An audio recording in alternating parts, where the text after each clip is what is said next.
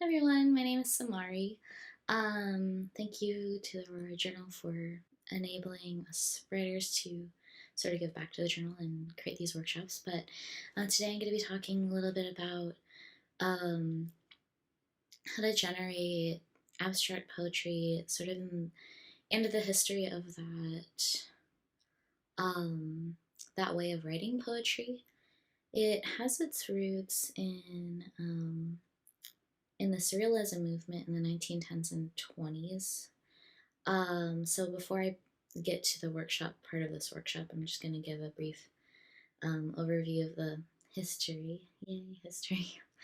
But it is, I think, important to understand the history of this way of writing because it gives it more meaning and it gives us again that sense of community in the literary arts that I think a lot of us um, it helps a lot of us in generating content when we're struggling. So, again, the history of the surrealism movement. So, it was a trend in the literary community in the 1910s and 20s. It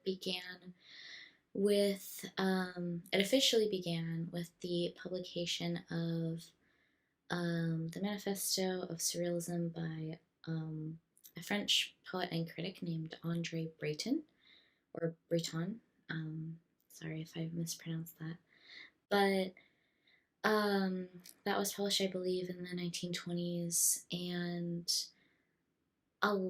it changed the literary scene, like, irrevocably. Um, it was freeing for a lot of marginalized writers, too, and we'll get to that, but I want to focus in particular on one writer named Edmond Jabes. I have studied Edmond Jabes, I think, for a few years now. One of my final essays in my master's degree was on him. He was one of the cornerstone writers in the surrealism movement. He was a Jewish poet, essayist, critic, and philosopher. Um, he wrote several volumes of work during his lifetime that can't really be defined by any one genre as we recognize it today. There are a lot of pieces of his writing that could be characterized as poetry or memoir or song, verse, essays, all of that. Like he just wrote and wrote while he was alive. He was born in 1912 in Cairo, Egypt. He was forced to leave Egypt during the Suez Crisis and survived the Shoah, the Holocaust. A lot of his writing was about his survival of the Shoah. It was about his culture, his relationships, and just the philosophy, his philosophy of the world in light of the tragedy he experienced. He died in the 1990s, I believe, peacefully in his sleep. He lived a good long life. But again, he was one of the main writers in the surrealism movement. And the surrealism movement was, especially in relation to Edmond Jabes' work, it was characterized by automatism or automatic writing, which is what we think of today as free association writing. Edmond Jabes engaged in this form of writing um, because he understood the vulnerability of his work and of the act of writing in general. Um, he also understood that language as a concept can't hold the entire identity of a person um, without the audience projecting their own preconceived ideas onto one's pieces. And this is really tricky, especially for, again, marginalized writers. because a lot of the time we go into, I mean, we always go into really a piece of writing with our own sense of self, our own ego, with ideas of what we expect it to be or who we understand the author to be. And that's just how writing works. Edmond Jabes understood this. And that's why he wrote in the form of automatism and participated in this movement.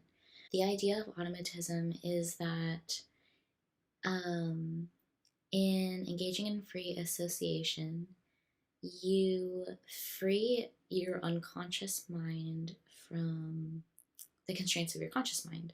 So essentially, when we write, a lot of the time we play the part of the reader before we've even written it, whatever it is we're writing. We have preconceived notions of what we want our piece to be and what it will look like. But the idea of just free association and automatism is just letting loose the associations that naturally form and all in all of its glory and all of its nonsense. Just letting it onto the paper and then reckoning with it as poets. And Edmond Jabes, during his lifetime, used that to write because, again, like many survivors of trauma, like many marginalized people, he felt compelled to write, and there was no other way for him to metabolize it. But he also couldn't get away from the fact that the audience would never quite understand what he had to say. So, in order to come to peace with that, he wrote for catharsis, not to be understood, and not even to understand himself, but just to write. Just write. So he freed his unconscious metabolization of what had happened and what his understanding of the world was as a person and his sense of identity by expressing that instead of performing it. So let's talk a little bit about expression versus performance.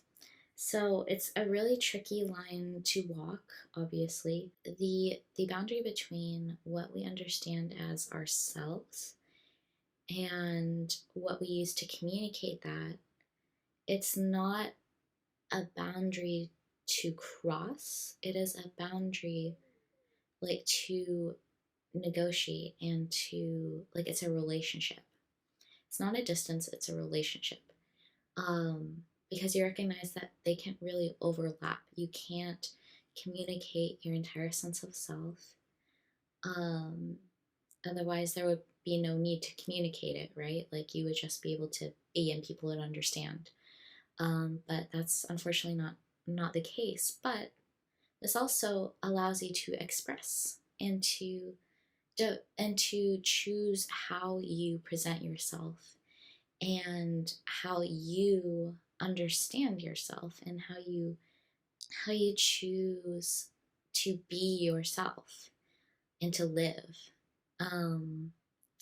And this leads us to abstraction. And because most of the time in free association, in just pure expression, it's read as abstract. And this is because, and this is a really freeing aspect of this kind of writing, because in making something so, I guess, raw and so just free from preconceived notions, it reads as abstract and it kind of frees the writer to write whatever the hell they want to. It frees the writer from the audience and essentially themselves, and their inner critic. So here I'll quote Edmond Jabes. So in Edmond Jabes' works, he wrote about this at length. He wrote a great deal about the self versus language, he wrote about what he called reality versus non-reality, and the negotiation between the two as their own concepts with agency. And he also wrote about projection and how the more that he recognized that, the less he felt those, again, judgments of his work and of his story. So he is quoted in one of his works. I'll have it up here. But he once wrote, "There is no silent image." And this essentially means that an image or a persona, by definition, cannot exist within a vacuum. We perceive it, we perceive this concept, so it exists, and we exist as well. This is the relationship between the writer, the subject, and language. This is the negotiation, this is the conversation. So, the goal of expression in poetry is to create a dynamic relationship between identity and language. What are you trying to communicate? And how do you reckon with it in your writing?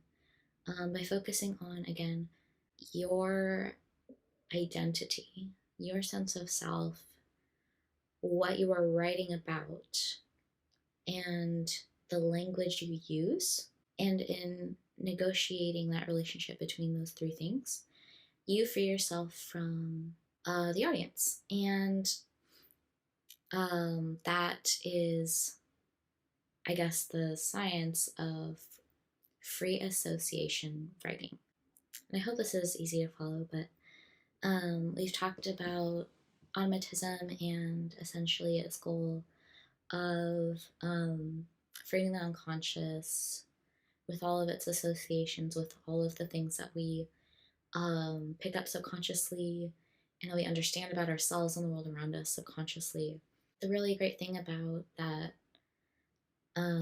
movement of surrealism is that it elevates those associations to art. And the way that it does that is because you are choosing to engage with those associations, you're choosing to listen to them, you're choosing to produce content from that.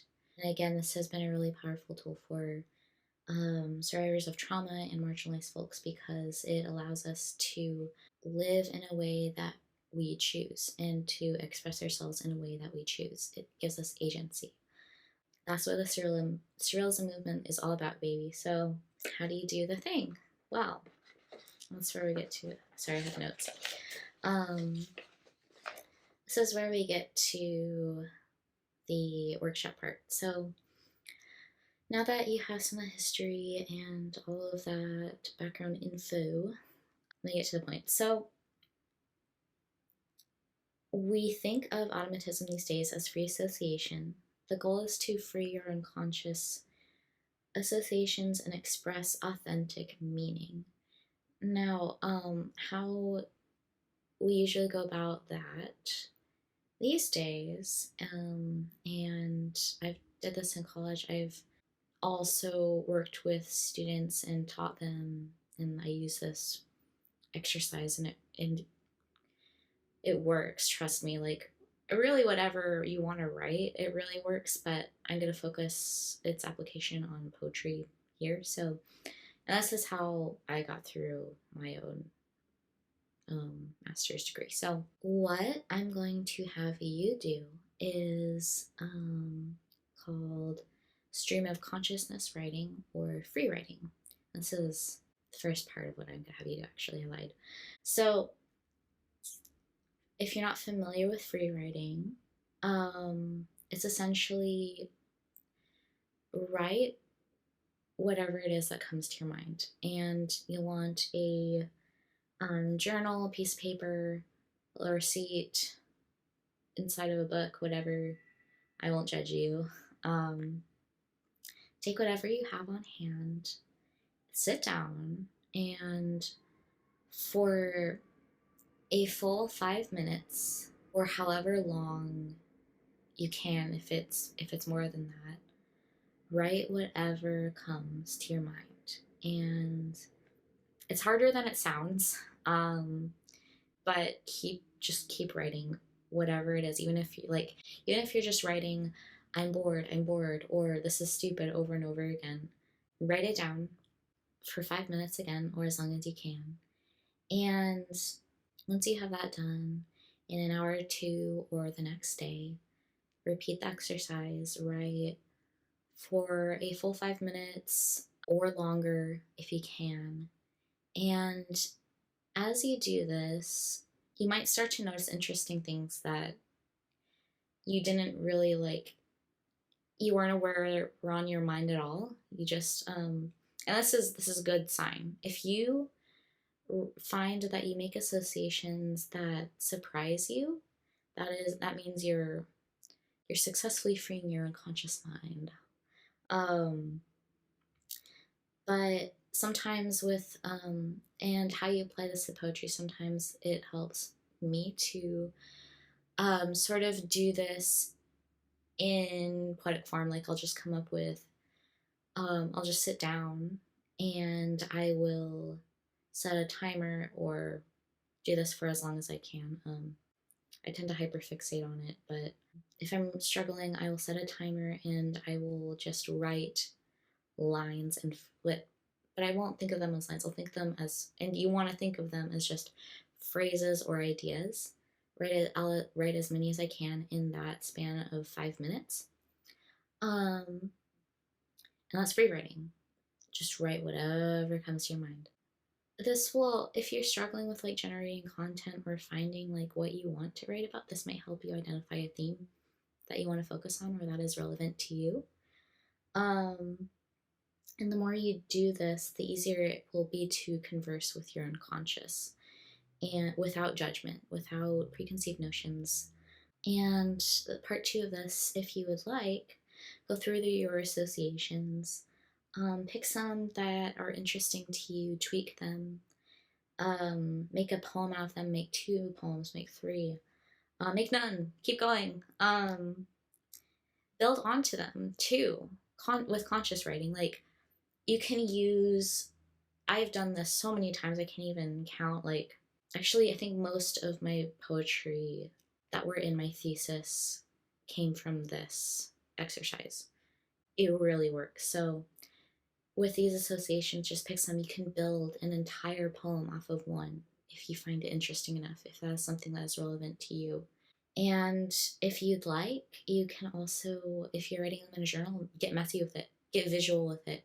Cut out like phrases and put them together, see how they kind of work with each other. You can take different phrases from different free writes and free associations and line them up together and put them next to each other. Make a little mind map. You can produce like great like visual poetry this way.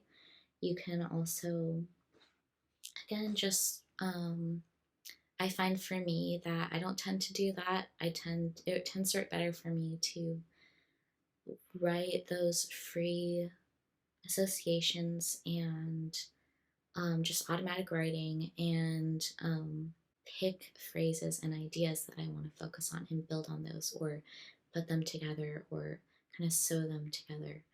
And yeah, that's how you make it yours. That's how you make it art. That's how you make it just wonderfully and irrevocably yours. And yeah, that's all I have to say on that. Thank you so much again to Aurora Journal for providing the space for these workshops, and I hope you all found some use out of that. So, um, again, thank you, and just write, okay? If you write, and yeah, all right, thank you, bye.